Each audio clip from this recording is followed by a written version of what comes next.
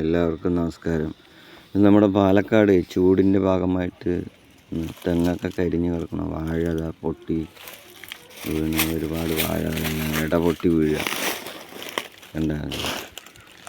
കുറേ വാഴക്കുലകളെല്ലാം താഴെ കിടന്ന് ചൂട്, അപാരമായ ചൂടാണ്. കൃഷി ചെയ്യുന്നവർക്ക് ഭയങ്കരമായ നഷ്ടവും അതുപോലെ തന്നെ വെള്ളം കിട്ടായ്മ കാരണമാണ് ഇതെല്ലാം നടന്നുകൊണ്ടിരിക്കുന്നത്. ഇതിപ്പോൾ നമ്മുടെ പറമ്പിലുള്ള കാഴ്ചയാണ് ഈ എടുത്തിരിക്കുന്നത് വീഡിയോ.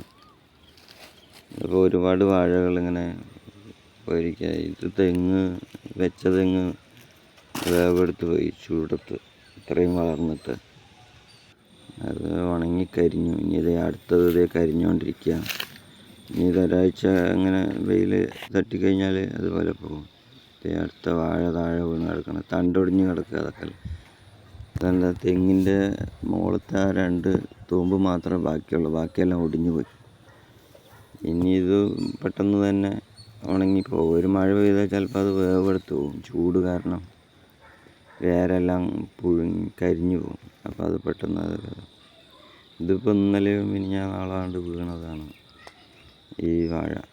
അതേ തെങ്ങുകൾ, അതുപോലെ തന്നെ ഒരുപാട് തെങ്ങുകൾ നമുക്ക് വെച്ച് ഒന്ന് വളർന്ന് കിട്ടാനുള്ള ഒരു ചാൻസ് ഇല്ല.